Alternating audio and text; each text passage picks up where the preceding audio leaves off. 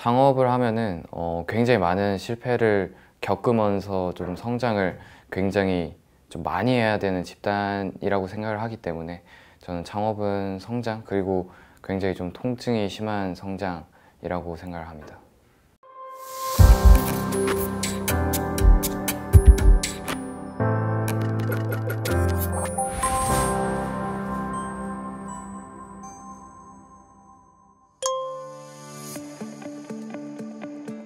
플랜바이 테크놀로지스 대표 맡고 있는 노현섭이라고 하고요. 저는 원래는 이제 카이스트 전기전자공학부랑 기술경영학부 복수 전공을 하다가 이제 휴학을 하고 재작년 2023년 4월에 이제 회사를 설립을 하게 되었습니다.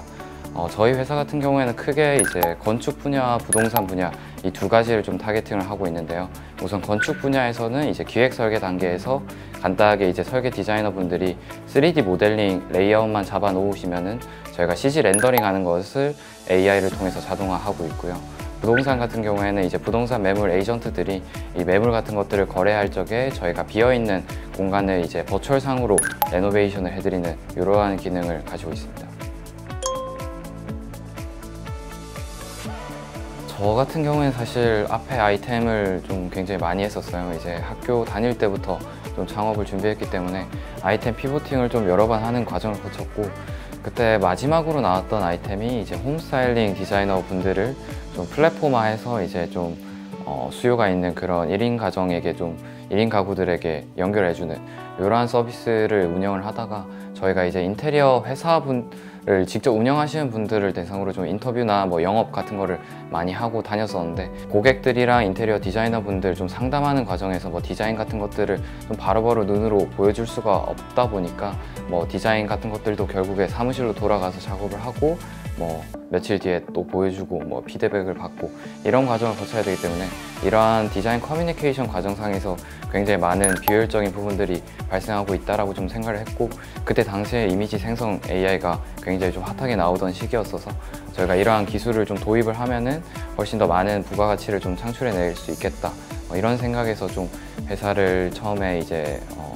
설립을 하게 되었고요. 그 이후에 또 우연찮게 뭐 되게 좀 큰 오피스 관련 실내 건축 회사와 이제 POC를 진행하게 되면서 훨씬 더 좀 사업에도 속도가 붙으면서 좀 빠르게 성장을 할 수 있었던 것 같습니다.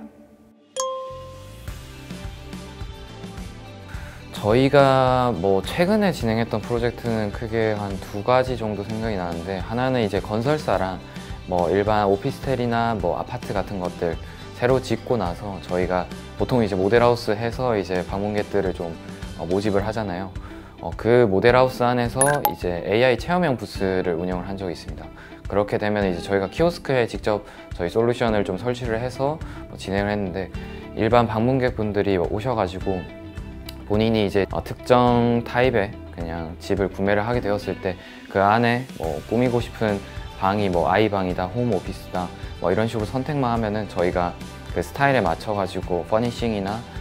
간단한 재질 정도까지만 입혀가지고 미리 이제 뭐 시안 같은 것들을 뽑아주는 이런 용도로 사용을 했었고, 아무래도 이제 뭐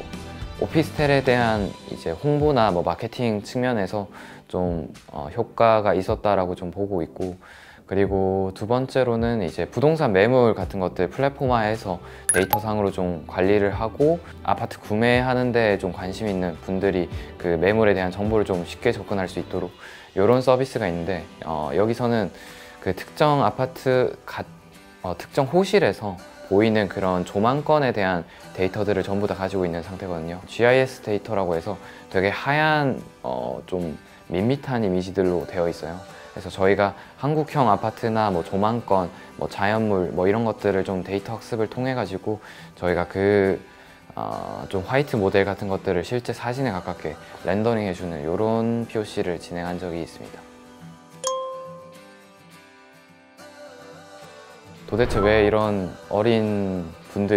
친구들이 이런 아이템으로 좀 창업을 하게 되었을까? 이런 배경을 물어보는 경우가 많은 것 같아요. 특히나 저는 원래 뭐 건축 쪽 도메인은 아니다 보니까 그런 질문을 많이 받게 되었던 것 같고, 자연스럽게. 근데 저도 사실 뭐 원래는 이제 AI나 뭐 빅데이터 이쪽으로 공부를 좀 많이 하긴 했었는데 이런 건축 분야에 아예 뭐 좀 생소한 분야의 이런 기술을 좀 접목을 하면서 뭐 이거에 대한 관심도도 굉장히 좀 커져가고 있기도 하고 저도 이제 이 도메인에 대해서 계속해서 공부를 하면서 좀 많이 흥미가 갔던 부분들도 있었던 것 같습니다. 재작년 처음 이제 창업한 연도에도 사실 한번 참가를 했었습니다. 막바지쯤에 저희가 이제 미국의 출장 일정 때문에 조금 이제 중간에 좀 하차를 하게 되었는데 그게 좀 사실 아쉬웠던 것도 있고 도메인에 대한 뭔가 좀 지식이나 뭐 혹은 이 산업 안에서는 어떻게 사업을 진행을 해야 되는가 뭐 비전문가 입장에서 이 산업에 뛰어들 때에 대한 뭐 필요한 것들 뭐 이런 것들에 대한 좀 직접적인 멘토링을 바라고 신청했던 게 좀 가장 컸던 것 같습니다.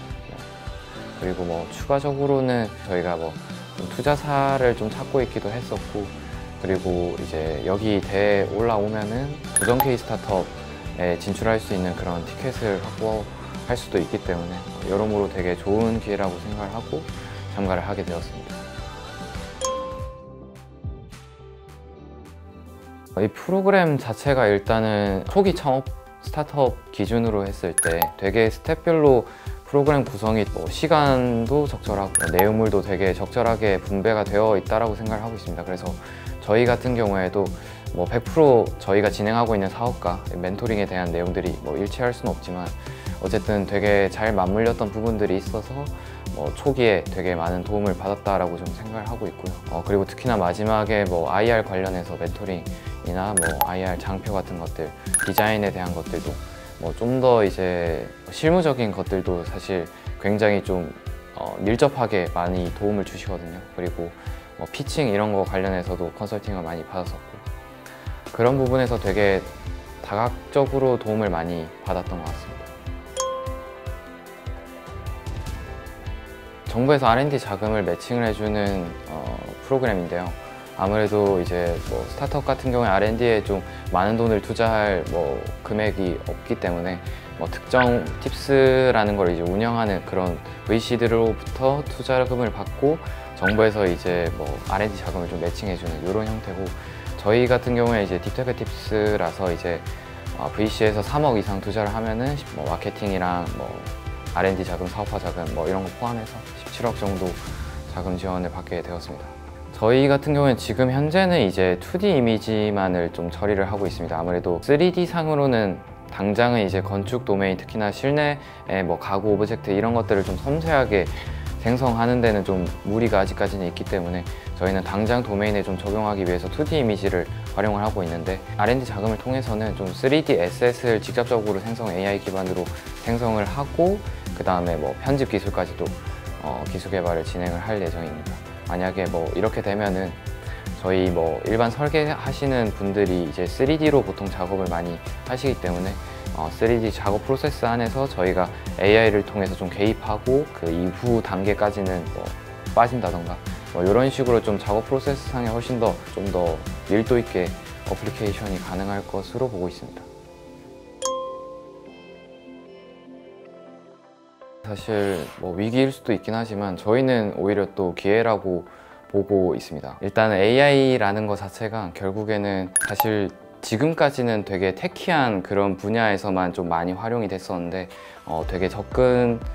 진입에 대한 장벽 자체가 굉장히 좀 낮아지면서 저희같이 이제 좀 건축이나 건설 도메인은 사실상 이제 되게 레거시한 분야다 보니까 AI 도입이 굉장히 좀 더뎌 있는 상태였거든요. 저희는 오히려 그래서 이 건축 도메인에 있는 분들도 AI에 대한 관심도가 굉장히 올라가고 있기 때문에 저희한테는 또 시장에 진입할 수 있는 아주 좋은 기회라고 좀 생각을 하고 있습니다. 그리고 뭐 특히나 오픈 AI 같은 경우에는 사실상 건축 도메인에서 필요한 그런 이미지 생성에 대한 그러한 기술은 되게 좀 사실 마이크로한 부분들이 굉장히 많기 때문에 뭐 레이아웃을 정확하게 유지를 한다던가 혹은 뭐 건축이나 뭐 실내 내부 인테리어에 맞춰서 디자인을 좀 생성한다던가 이런 작업에 대해서는 굉장히 좀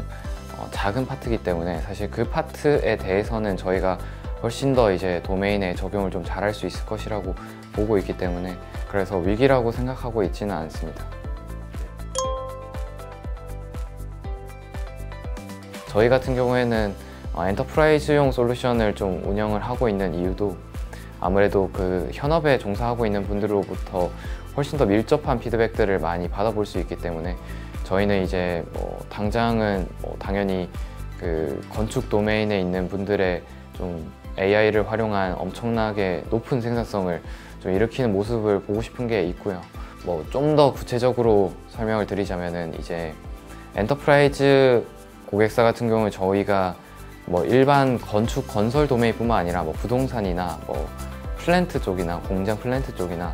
되게 다양하게 서비스를 좀 개발을 하고 있습니다. 그래서 다양한 엔터프라이즈 고객사들을 대상으로 좀 기술 같은 것들을 좀 제공을 하면서 이후에 좀 PMF를 좀 만들어내려고 하고 있습니다. 그 안에서 보이는 좀 공통된 그러한 니즈 같은 것들을 좀